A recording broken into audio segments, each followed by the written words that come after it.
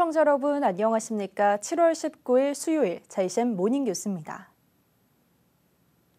전국에서 깡통주택을 유통하던 전세 사기 범죄 조직이 울산에서 대거 검거됐습니다. 집값을 무려 30%나 부풀린 뒤 깡통 전세를 놓아 차익을 챙기는 수법을 썼는데 주로 아파트보다 시세 확인이 어려운 오피스텔이나 빌라를 대상으로 범행한 것으로 나타났습니다. 범죄 조직원들만 91명, 피해 금액은 310억 원에 달했습니다. 보도에 김나래 기자입니다. 경기도 김포시에 있는 한 사무실입니다. 빌라와 오피스텔을 대상으로 전세 사기를 벌인 한 컨설팅 업체가 검거됐습니다. 울산경찰청은 깡통주택 유통조직원 91명을 붙잡아 20명은 구속했으며 이 가운데 범행을 주도한 7명에게는 범죄 집단 조직죄를 적용했습니다. 피해 금액만 해도 310억 원에 달합니다. 전세난이 심각했던 21년부터 총책, 관리책, 명의자 모집책 등으로 역할을 나눠 가명과 대포폰을 사용하는 등 치밀하게 범행을 계획하고 범행 방법도 치밀했습니다. 이들은 명의만 빌려주면 100만 원을 지급하는 조건으로 허위 매수인들을 모집합니다. 매도인이 1억 원의 집을 급매하기 위해 부동산을 내놓으면 컨설팅 업체는 공인중개사 등과 공모해 매물을 빨리 팔아주겠다며 매도인에게 접근합니다. 그러면서 실거래가보다 30%가량을 올린 이른바 업계약서 수법으로 전세 세입자를 구하게 됩니다. 세입자를 구한 상태에서 사전에 모집했던 허위 매수인의 이름으로 매도인과 매매 계약을 하면서 세입자에게 받은 부풀린 전세금을 매도인에겐 실거래 가격만 준 뒤 한 채당 2천만 원에서 8천만 원의 차익을 챙긴 겁니다. 이 과정에서 전세 보증금 반환보험 가입돼 감정평가사의 평가액을 활용한다는 허점을 노려 평가서와 미리 짜는 치밀함까지 보였습니다. 이들에게 이름을 빌려준 61명의 허위 매수자는 울산에 거주하는 사람으로 대부분이 무직이거나 어렵게 생활하는 저소득층이었던 것으로 파악됐습니다. 검거된 조직원들은 대부분이 20대였으며 그중 일부는 범죄 수익금으로 스포츠카를 사거나 요트를 타는 등 호화 생활을 한 것으로 드러났습니다. 경찰은 부동산 55채, 시가 95억 원 상당을 범죄 수익으로 특정하고 몰수 보전을 신청하는 등 범죄 수익 환수를 추진하고 있다고 밝혔습니다. 또 이 같은 피해가 더 이상 발생하지 않도록 전세를 구할 때 되도록 여러 군데 부동산을 다니며 시세를 확인할 필요성이 있다고 덧붙였습니다. JCN 뉴스 김나래입니다. 김두겸 울산시장이 길천산단 연결도로 사업에 대한 일부 주민들의 반발이 일자 어제 현장을 방문해 주민 간담회를 갖고 건의사항 등을 청취했습니다. 길천산단 연결도로는 사업비 150억 원이 투입돼 국도 24호선 양등교차로에서 길천산단 내 거리교 3거리 구간, 길이 950m, 폭 35m 규모로 내년 초에 착공해 2025년 말 준공 예정입니다. 김두겸 시장은 울산시 재정 여건이 녹록하지 않은 상황에서 지역 경제 활성화를 위한 각종 인프라 확충에 만전을 기하고 있다며 조기에 도로 개설을 완료해 기업 경영 활동 지원과 상북 지역 정주 여건 개선에도 최선의 노력을 다하겠다고 밝혔습니다. 천창수 울산교육감은 어제 간부 공무원들과 함께 중구 다운중학교에서 배식과 설거지 등 급식 종사자 업무 체험 활동을 가졌습니다. 천 교육감은 배식과 설거지 체험에 이어 학교 관계자와 학생들과 함께 식사하며 현장 의견을 청취하는 등 소통의 시간을 나눴습니다. 한편 울산교육청은 학교 급식 조리장 환기시설 개선을 제10대 교육감 공약 사업으로 선정해 전체 259개 학교 가운데 226곳을 대상으로 오는 2027년까지 291억 원을 투입해 조리장 환기 설비 개선 사업을 진행하고 있습니다.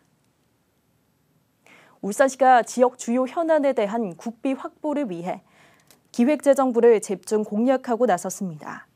울산시는 지난달 27일 안효대 경제부 시장에 이어 어제도 서정욱 행정부 시장이 기재부를 방문해 내년도 국비 사업의 예산 반영을 적극 건의했습니다.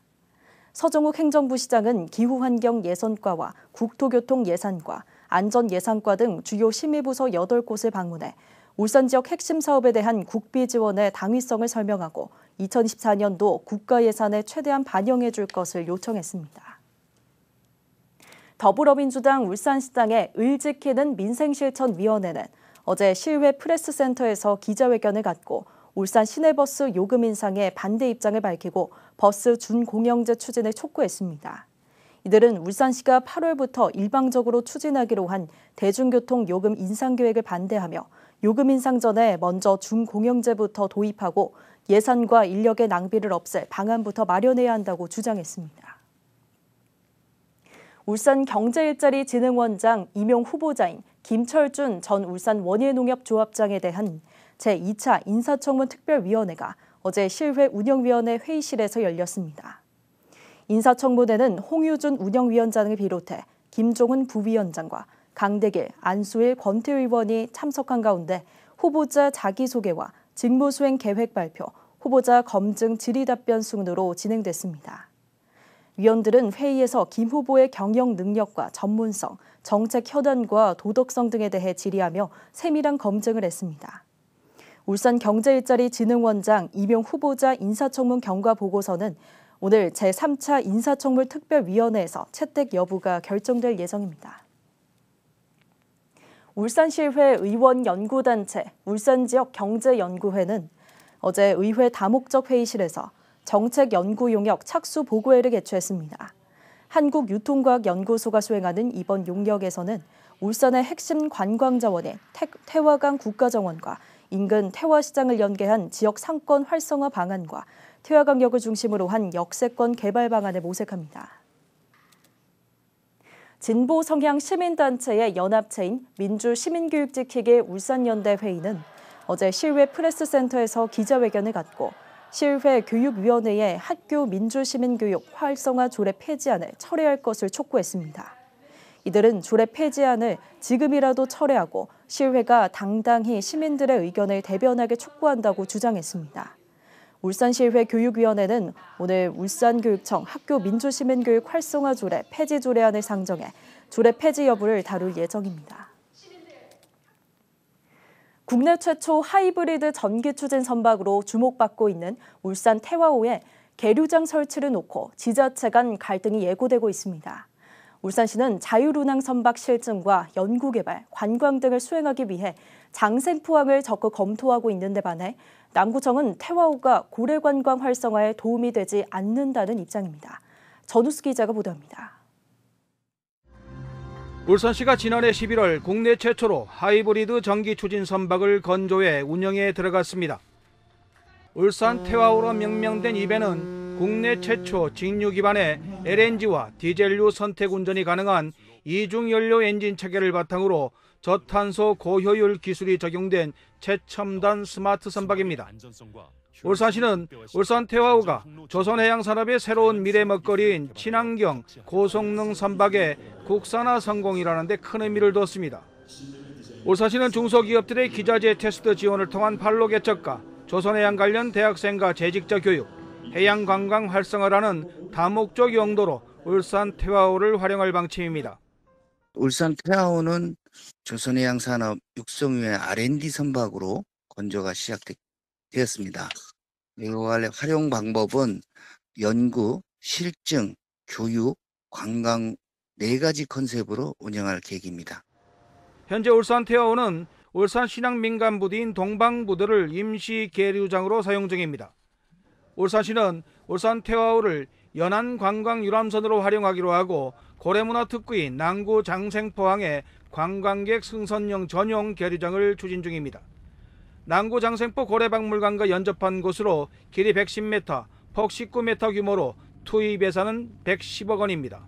오는 2025년 6월 완공이 목표입니다. 울산시는 전용 계류지가 조성되면 태화호를 울산 연안 해양관광 등에 투입해 울산 관광 랜드마크로 활용할 계획입니다. 이를 위해 울산시는 올해 하반기 해양수산부 울산항 항만 기본 계획에 울산 태화호 전용 계류장을 반영시킬 계획입니다. 하지만 관련 지자체의 반응은 다소 부정적입니다. 고래박물관 앞에 세워둬서는 고래 관광사업 관광에 지장을 초래할 수밖에 안 되지. 그렇게 예측이 되는데 좀 더 면밀한 검토가 필요하다. 정박 유치를 조금 더 숙고했으면 좋겠다.